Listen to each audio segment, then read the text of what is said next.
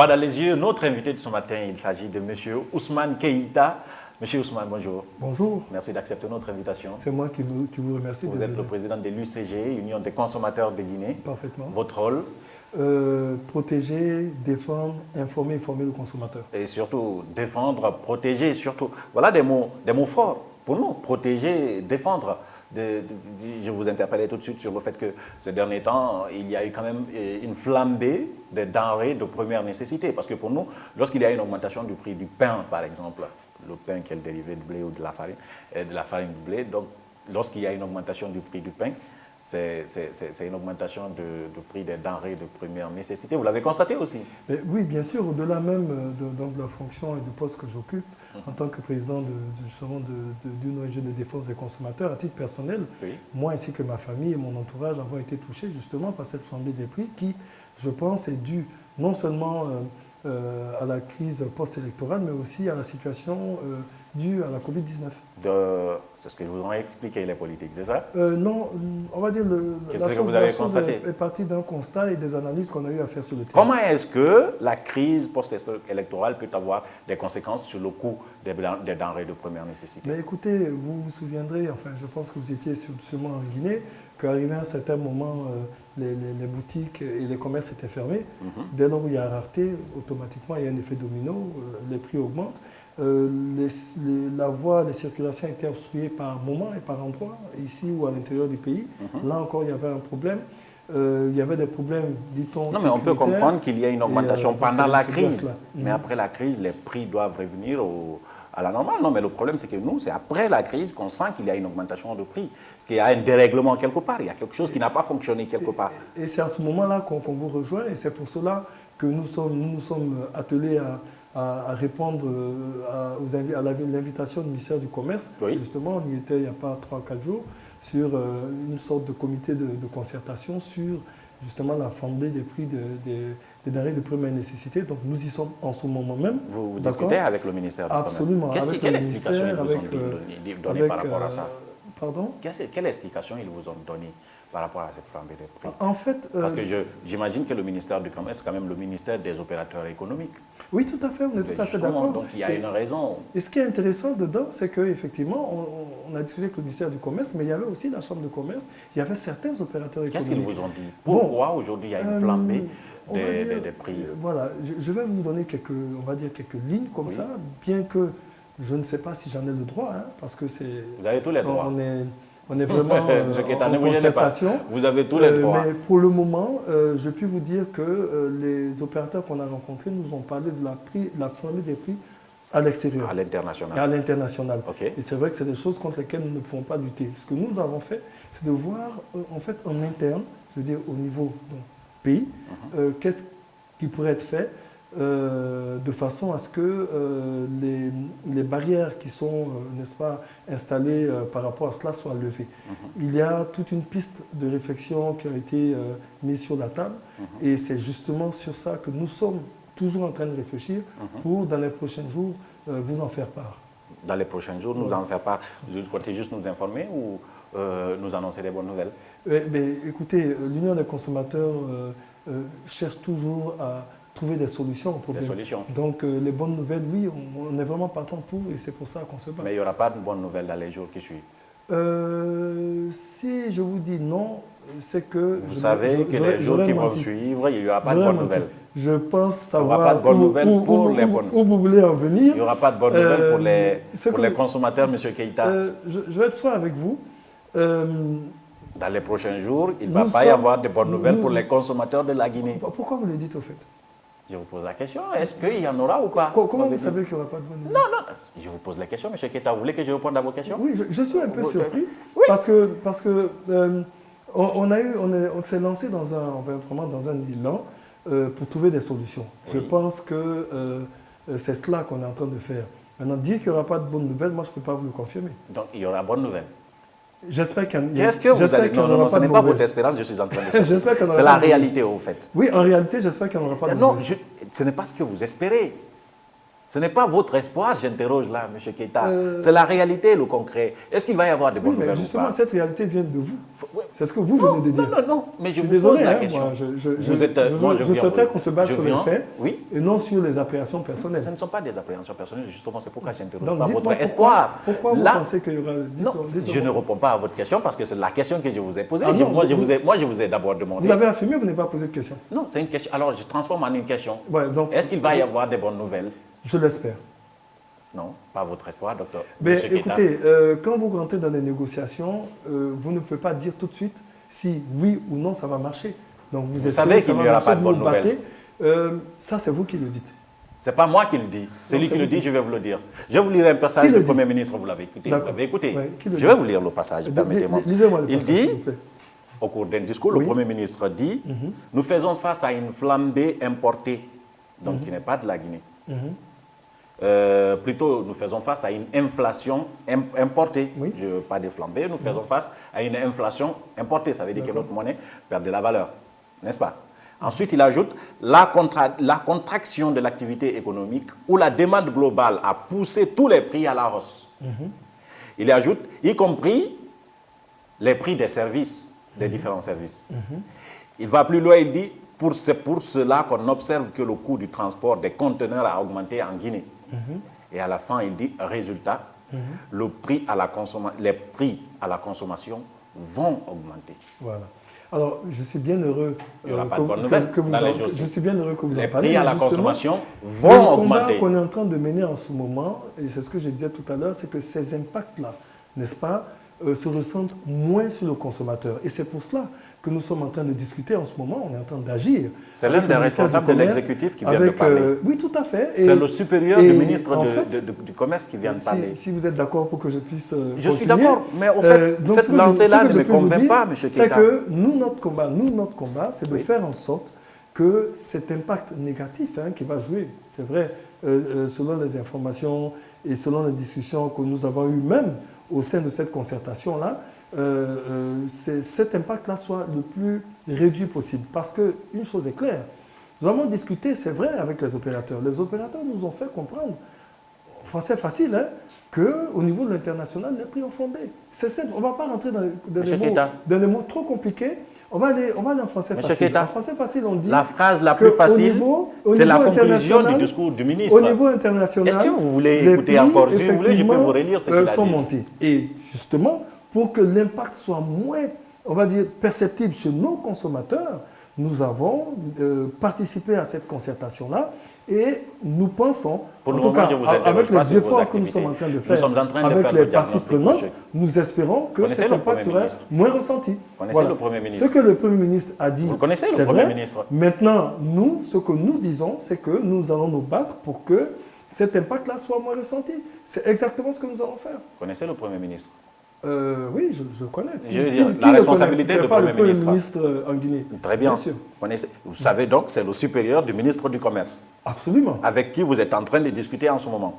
Avec le ministère, il dit, les prix vont augmenter. Il n'a pas dit, les prix ont augmenté. Il a dit, les prix vont augmenter. Et moi, quelques secondes avant, je vous disais que vous savez qu'il n'y aura pas de bonnes nouvelles. Je ne sais pas que j'ai envie de sourire parce que l'heure ne s'y prête pas. Mais je veux vous dire, une mangue que vous payez, une mangue que vous payez ou un fruit que vous payez à l'extérieur, le sac de riz à 100 000, qui monte à l'extérieur. Le sac de riz, c'est ce qu'on importe beaucoup plus. 200, prenons un exemple que les gens puissent comprendre. Oui, le sac de riz, tout le monde peut comprendre ça. Prenons sur le sac de riz. Oui. Alors, donc, qui monte à l'extérieur à 200 000, etc.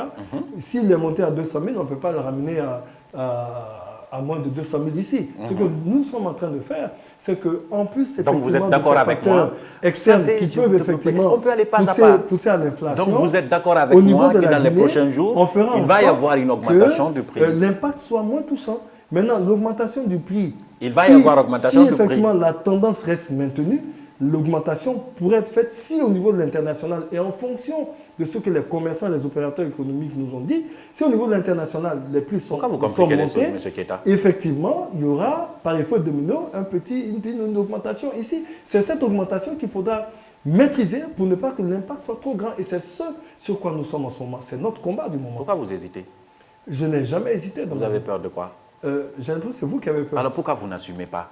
J'ai l'impression que c'est vous qui n'assumez Vous avez pas. du mal Ou à du moins, comme vous dire n'avez que pas dans les compris. prochains jours, les consommateurs guinéens vont devoir encore débourser beaucoup plus que ce qu'ils déboursent aujourd'hui Nous- pour trouver les denrées qu'ils ont l'habitude de denrées à moindre coût.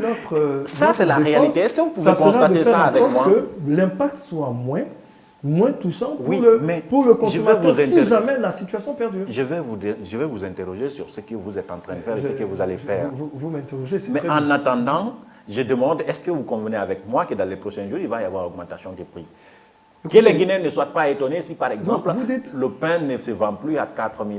Vous dites, Si le prix vous du dites carburant augmentait. dans les prochains jours, permettez, souffrez que C'est parce que je pense que vous savez mieux que moi. ces jours-là ne sont pas arrivés encore. On n'attend pas. Et nous, Quand on a une sommes en train responsabilité publique, d'anticiper quand en on ce est moment, défenseur des consommateurs, avec les ministères en question, avec on est les censé départements anticiper pour ne pas justement responsables de ces volets-là, nous sommes en train en ce moment d'anticiper et d'intégrer des comités Les de prix vont augmenter concertation ou pas? pour ces cas-là. Je ne peux pas vous dire si les prix vont augmenter, je ne vous le dirai La pas. non tendance plus. ne vous dit pas que si les prix Je vont ne- augmenter ou pas. Très honnêtement, je ne vous dirai Donc vous pas ne non maîtrisez plus. pas. Ce que je vous dirais, Donc c'est vous que ne maîtrisez nous pas la sommes en matière. train de tout mettre en œuvre pour ne pas, effectivement, qu'il y ait, si jamais ça doit avoir lieu, que cet impact-là soit trop grand, ou du moins qu'on le minimise le plus possible. C'est ce que nous sommes en train de faire. D'accord. Maintenant, voilà, c'est ce que je peux vous dire à ce niveau-là. Et j'espère, en tout cas, dans les prochains jours, qu'on viendra avec vraiment de bonnes résolutions qu'on pourra appliquer et qui pourront effectivement faire en sorte que ces prix-là, si ils doivent être toujours élevés, ces prix-là soient maîtrisés. D'accord. Voilà, et c'est pour cela que nous nous battons. D'accord.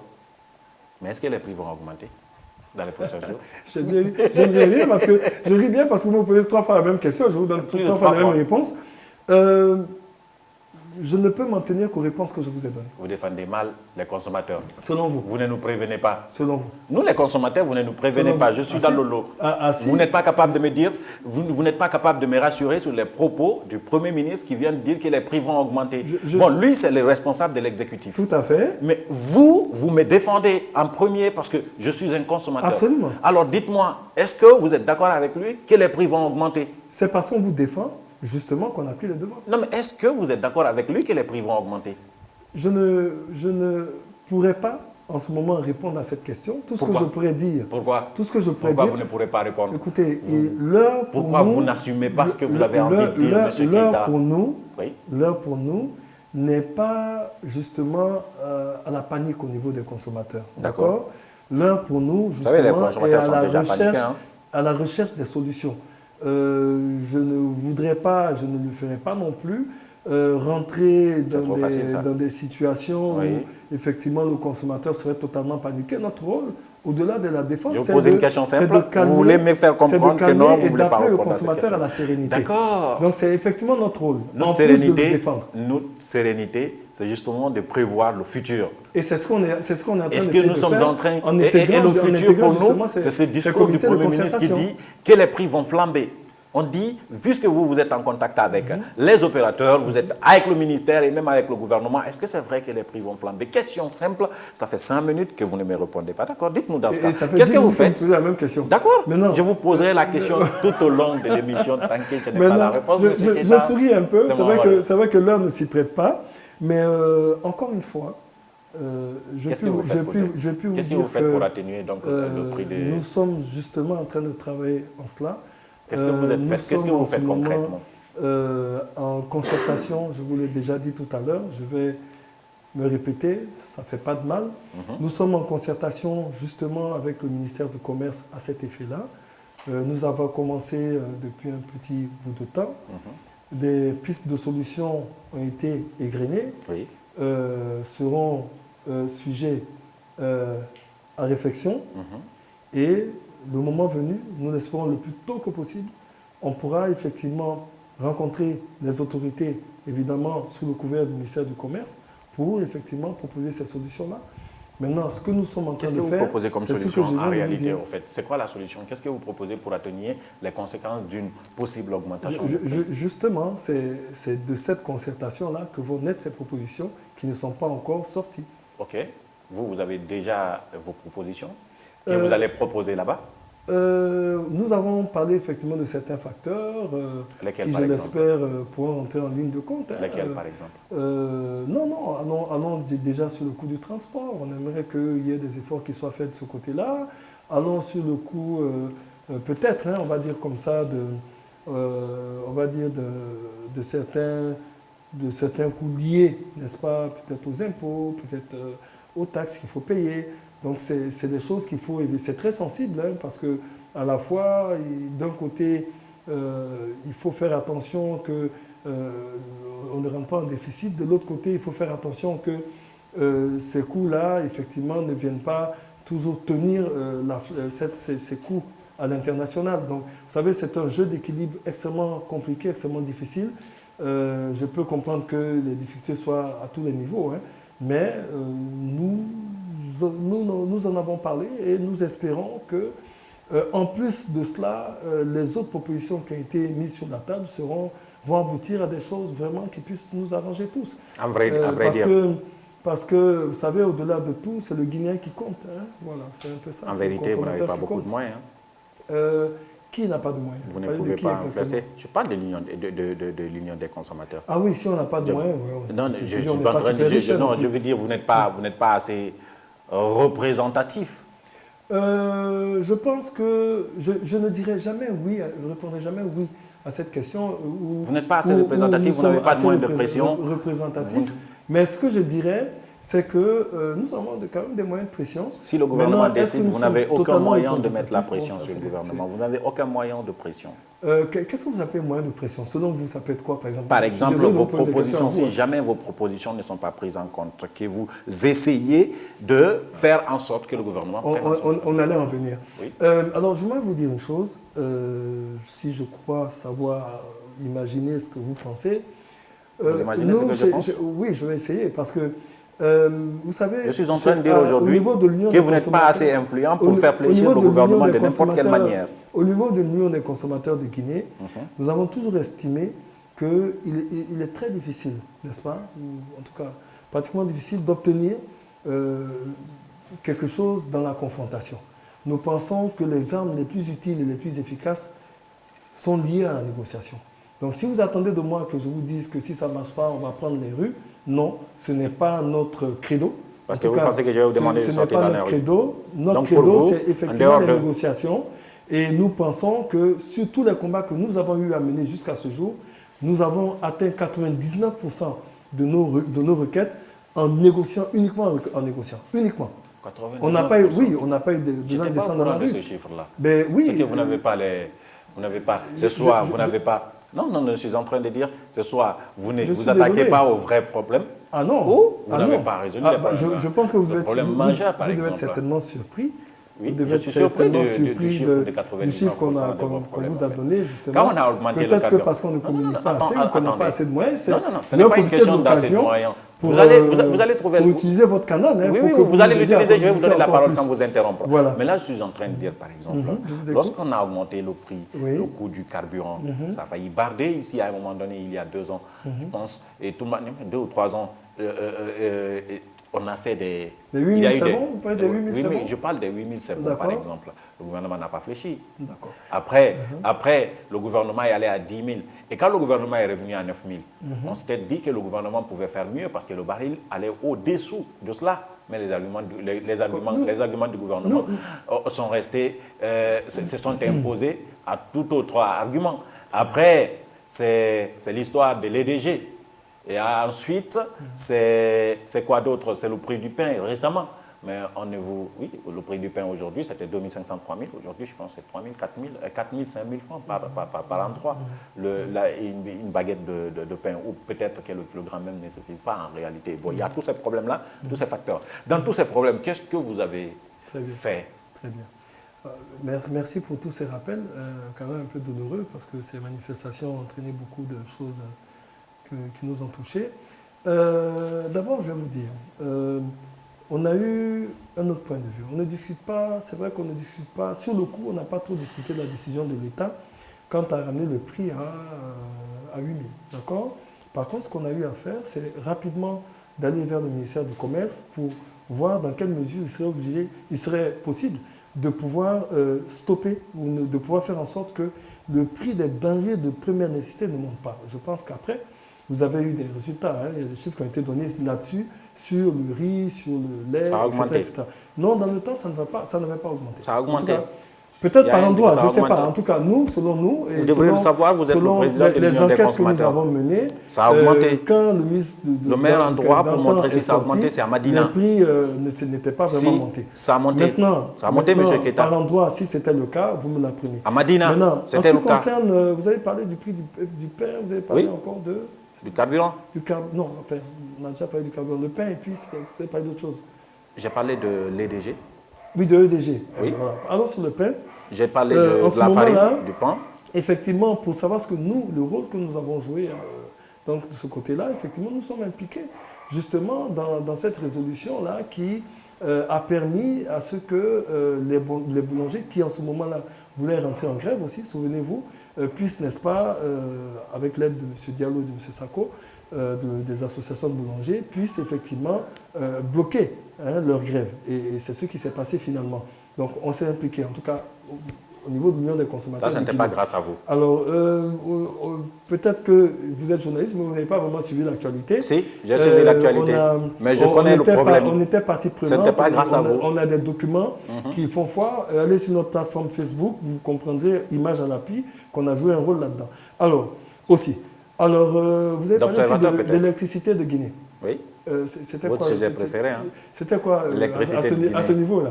Votre sujet préféré. Selon vous, hein? Mais c'était quoi? Quel était le problème à ce niveau? C'est le conflit communicationnel qui a existé entre EDG, le gouvernement, et puis les citoyens sur les factures. Oui, voyez-vous? Parce que le gouvernement a fait comprendre aux citoyens que du mois d'avril, du mois d'avril 2020 au mois de décembre 2020, aucun citoyen guinéen, en tout cas aucun citoyen dans les foyers privés n'allait payer une facture d'électricité. Sauf qu'après, on a vu des factures qui cumulent l'essentiel de ce qui a été consommé par les citoyens. Et ils n'ont pas trop compris. D'accord. Vous savez, c'est vrai que c'était une période quand même assez sensible et assez difficile. D'abord, au niveau de l'Union des consommateurs, comme je vous dis, il faut applaudir quand il faut applaudir, crier quand il faut crier, négocier quand il faut négocier. Alors, nous pensons que si effectivement une entreprise communique et que l'ensemble de la population, ou une partie de la population n'a pas compris, c'est que peut-être qu'il y avait des précisions qui n'étaient pas forcément apportées. Et donc, vous-même en tant que communicant, avez le jugement et la notation par rapport à cela. Ce que je peux vous dire, c'est que de notre compréhension et des informations que nous avons reçues, sur ces factures-là, si vous prenez votre facture EDG, il y a 3 tranches. La tranche 1, la tranche 2 et la tranche 3. Quand le Premier ministre donc, a dit qu'il prenait en compte les tranches sociales, ça voulait dire qu'il prenait en compte les tranches 1 et les tranches 2. D'accord? Et une partie des tranches 3. Alors, les tranches 1 et les tranches 2, qui ont vu effectivement ces montants-là, ce que j'appellerais montant Covid, on va dire ça comme ça, greffés sur leurs factures, effectivement, il a été dit dans le dernier communiqué de l'EDG que ces factures-là ne sont pas à payer par le consommateur. Je parle de la tranche 1 et de la tranche 2. Et que le consommateur devait régler la facture fraîche et éventuellement, s'il avait effectivement des antécédents, c'est-à-dire des sommes avant Covid, effectivement, devait les régler. Par contre, la tranche 1 et la tranche 2 n'étaient pas à gérer jusqu'au 31 décembre 2021. Qui doit les gérer? Justement, il a été écrit dans le communiqué que c'est l'État qui devrait prendre la chose en charge. Donc, ça veut dire que l'État n'a pas pris cela en charge? Non. De l'information que j'ai eue, les montants qui sont greffés sur les factures sont effectivement des montants qui retracent tout simplement le montant que l'État doit payer, peut-être mis au vu du consommateur pour que le consommateur. Je suis en train de dire, est-ce qu'après le 31 décembre, ça veut dire quoi? Qu'après le 31 décembre 2021, si l'État ne règle pas ce montant-là, c'est le citoyen qui va s'y mettre, c'est ça? Selon le communiqué qui a été écrit, jusqu'au 31 décembre 2021, merci pour le rappel, les tranches 1 et 2 devraient être prises en charge par l'État. Ma question, c'est la suivante. Nous, on se base sur ce communiqué-là et nous pensons que ça sera le cas. Non, je suis en train de dire, si l'État ne prend pas en charge ce montant-là, parce que si l'État avait pris en charge ce montant, ça ne se retrouverait pas sur la facture. Mais si l'État ne prend pas en charge jusqu'au 31 décembre, est-ce que DG va obliger les citoyens à payer cette facture? Le montant, Ce montant. le montant qui est sur la facture, c'est pour faire en sorte que les citoyens voient l'effort de l'État. Si l'État ne prend pas cela en charge. Si l'État ne prend pas cela en charge... Oui, parce que vous savez, comme moi, qu'il y a un autre discours au niveau de l'État. Évidemment, si l'État ne prend pas cela en charge au 31 décembre, nous reviendrons encore les citoyens vers l'État, d'accord, pour Monsieur Keïta, est-ce que ça veut dire que c'est les citoyens qui doivent payer? Ce n'est pas ce que vous allez faire. Je ne pense pas. Mais est-ce que ça veut dire que c'est les citoyens qui doivent payer? Je ne pense pas que c'est les citoyens qui doivent payer. Donc, IDG ne peut pas couper un citoyen parce que c'est... Jusqu'au 31 décembre. Après le 31 décembre. Après le 31 décembre, oui. Je pense que les factures seront réglées. Vous pensez ou je vous pense, y croyez? J'y crois fortement. N'est-ce pas? Fortement. Et si ce n'est pas réglé? Ça sera réglé, il ne peut pas en être. Et si ce n'est pas réglé, puisque ça sera réglé. C'est vous qui décidez?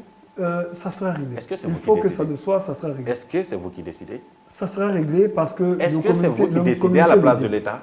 Maintenant, si vous dites Monsieur que, Keïta, si vous dites Monsieur que Keïta, cette ça ne fois-ci, je ne vous sera laisserai pas pas passer. réglé, Non, je ne le dis pas, je vous demande. Si vous le pensez ou si vous projetez effectivement dans cette, configuration, moi je vous dirais qu'en ce moment-là, l'Union des consommateurs de Guinée prendra des mesures pour que cela soit fait. Pour obliger l'État à aller... Pour demander à l'État de le faire. Vous employez des mots durs, des mots forts, on emploie toujours des mots un peu diplomatiques. D'accord.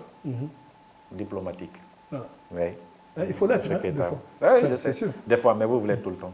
Oui, mais c'est important. Sauf que après, c'est une faiblesse. Être diplomatique tout le temps. Non, selon vous, c'est une faiblesse. Oui, moi, je pense que ce n'est pas une. C'est le constat. Et je pense Par exemple, si je vous dis la dernière question, quels sont les moyens que vous avez pour amener l'État à prendre cela en charge? C'est quoi? Quels sont les moyens que vous avez pour amener l'État, puisque vous ne voulez pas dire le plus grand moyen que nous avons, c'est la négociation. Après la négociation. Parce que pour qu'il y ait négociation, il faut que les deux parties acceptent. Et si l'État a refusé de négocier. Après, nous prendrons des mesures qui seront édictées. Lesquelles, par exemple? On vous le dira le moment venu si c'est fait. Et qu'est-ce qui est prévu? Ou bien vous ne prévoyez pas? Souffrez. Je ne souffre absolument de rien. Parce que je vais entendre la réponse de vous. Souffrez qu'on reste vraiment dans notre droite ligne, qui est, encore une fois, je n'ai pas envie de souffrir de ça. Et pas la confrontation. Vous voulez si l'État refuse de négocier, parce que vous savez que l'État, il y a des choses sur lesquelles l'État... Et je suis désolé, nous restons droits dans nos bottes, et nous ne changerons pas de cap, parce que nous pensons que le cap de la négociation reste la meilleure des armes. Je suis désolé, j'aurais voulu vous faire plaisir, mais non, là, je ne pourrais pas. Ne me faites pas plaisir, dites-moi juste la réalité. Et c'est de ça que je vous parle. Et ça, ce n'est pas de la réalité, ça. C'est ce que vous pensez. Normalement, vous devriez fixer le cap, mais là, vous suivez la tendance. Ah non, je suis désolé, on fixe le cap. Non, là, vous suivez la tendance. C'est ce que vous croyez. C'est parce que tu n'es pas d'accord, tant mieux, c'est ce que les téléspectateurs croient. Et pourtant, cette émission, on l'a fait pour les téléspectateurs. Et vous avez tout à fait raison. C'est ce que les téléspectateurs croient. Donc, vous voyez, quand les téléspectateurs ne sont pas convaincus de ce que vous leur dites, Monsieur Keïta. Ben, écoutez, je vais vous dire une chose et que je n'arrête pas de dire. Les attentes sont tellement grandes, que ne pensez pas que du coup, les téléspectateurs ou la population va nous applaudir. Les attentes sont énormes. On n'attend pas à ce qu'on vous applaudisse. Il faut comprendre le cri du cœur. On ne s'attend même pas à ce que vous y arrivez. Il faut être touché par ce cri du cœur. On veut juste des actes Il faut espérer effectivement que nous y arrivions. Donc, on peut comprendre que les gens soient mécontents. Et je vais vous dire, si tout le monde est trop content, vu la force des attentes, c'est que nous-mêmes, on n'a pas fait notre travail. Donc, que les gens soient mécontents, c'est tout à fait normal. D'accord. Vous savez, on n'attend pas non plus un miracle de vous parler. On attend juste des signes forts pour que ça va. Vous connaissez, monsieur? Est-ce que le miracle existe? Vous connaissez, je ne sais pas. Vous connaissez l'Union pour la défense des consommateurs de Guinée? C'est une autre association de consommateurs. Personnellement, je ne le connais pas. Vous ne connaissez pas l'association ni le président? J'en ai entendu par contre parler. Ok. Il n'y a jamais eu de rencontre? Malheureusement, non. Pourquoi? On devait se rencontrer à 2 reprises. 2 reprises, je pense, une fois au niveau d'une invitation concernant une structure de la place. Selon ce que j'ai entendu, c'était son nom et son truc. Malheureusement, il n'a pas pu venir. Et donc, du coup, on n'a pas eu la chance de se voir. Par contre, il y a une autre structure qu'on a vue qui s'appelle l'Observatoire, l'OCDC, qu'on a vu et avec laquelle on a parfaitement discuté et que je salue ici d'ailleurs. D'accord. C'est la fin de cette émission, M. Keïta. Mais je peux juste poser une question? Oui, j'allais juste vous donner la parole sans interruption. Est-ce que la prochaine fois, vous pourrez porter une chemise bleue? Non, jamais. D'accord. Donc, vous avez été encore 30 secondes pour regarder la caméra derrière moi. Je sais que je vous regarde. ai souvent, oui, je vous Ok. ai souvent interrompu. Mais maintenant, vous avez la latitude de dire ce que vous voulez, à qui vous voulez, sans interruption. C'est le moment de la carte blanche. Et vous êtes sûr que vous n'êtes pas m'interrompre? Non, absolument pas. C'est juré? D'accord. Alors, non, en fait, je vais demander à nos consommateurs, à notre population, de rester sereine. Je ne pense pas qu'il y ait une force maléfique qui vienne tendre la Guinée vers quelque chose de destructeur concernant cette flambée des prix. Ce que je crois, c'est qu'effectivement, nous avons des indices sur l'extérieur qui, à cause de cette flambée, peuvent avoir peut-être des répercussions sur nous. Nous sommes en train en ce moment de discuter fortement avec les autorités en place pour que cette répercussion-là, si elle doit avoir lieu, n'ait pas un impact considérable sur nous. En attendant, s'il vous plaît, ne cédez pas à la panique. Monsieur Keïta Ousmane, il est le président de l'Union des consommateurs de Guinée. Il était notre invité droit dans les yeux, derrière les caméras. Il y avait Amara Alexis là. Merci, monsieur Ousmane. Ça fait toujours un plaisir pour moi de te recevoir. Amara Alex était assisté de Lamine Silla et Alassane Diallo va assurer le montage et la réalisation. Nous, on se retrouve dans un autre numéro. Au revoir.